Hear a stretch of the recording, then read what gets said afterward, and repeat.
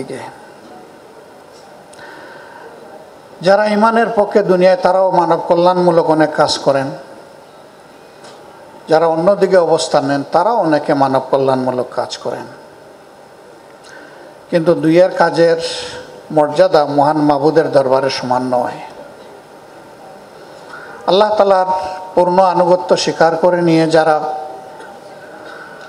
কল্যাণমূলক কাজে নিজের মেধাকে নিয়োজিত করেন তাদের মর্যাদা আল্লাহর দরবারে অনেক ঊর্ধ্বে। আমাদের ভাই আজম ওবায়দুল্লাহ তিনি ছিলেন বিশ্বাসের পক্ষের জীবন্ত উপন্যাস। মানুষ বিভিন্নভাবে শিখে, দেখে শিখে, শুনে শিখে, পড়ে শিখে, করে শিখে। তিনি এমনই একজন মানুষ যাকে দেখা যেত, যার কথা শোনা যেত, যাকে পড়া যেত এবং কর্মবীর হিসাবে যাকে সঙ্গে পাওয়া যেত। এমন বহুদা গুণ আল্লাহ তাআলা খুব কম মানুষকে দান করেন। তিনি এরকম একজন মানুষ ছিলেন। কবি মতিউর রহমান মল্লিক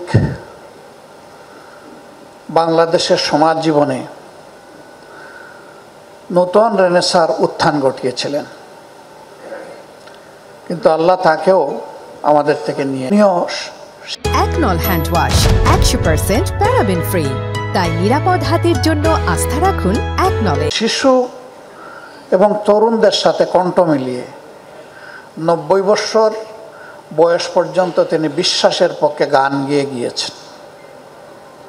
আল্লাহ তাকে সহ আমাদের সবগুলা ভাইকে জান্নাতের আলার দরজা দান করুন। আমি শঙ্কিত ছিলাম যে এই দায়িত্ব পালনের পাশাপাশি এত বড় দায়িত্বের বোঝা তিনি নিতে রাজি হবেন কিনা। তাকে দাওয়াত দেওয়া হলো, তিনি ঢাকায় গেলেন, বসলাম, কথা বললাম, কাজ একবারে সহজ হয়ে গেল। আমি একটু পরিবেশ তৈরি করে আমার মূল জায়গায় যেতে চেয়েছি।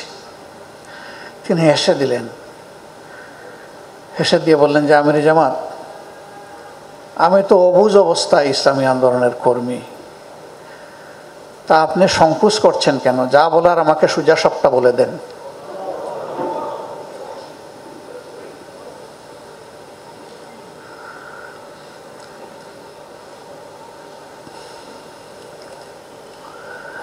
আমি যখন এই গুরু দায়িত্বের কথা বললাম, একটা শব্দ উচ্চারণ অন্যরকম না করে বললেন, আপনাদের বিবেচনায় আমি কি এটার জন্য আমার মিনিমাম উপযুক্ততা আছে? বললাম যে সে কারণেই তো আপনাকে কষ্ট দেওয়া। কোনো কিছু বললেন না, বললেন আলহামদুলিল্লাহ।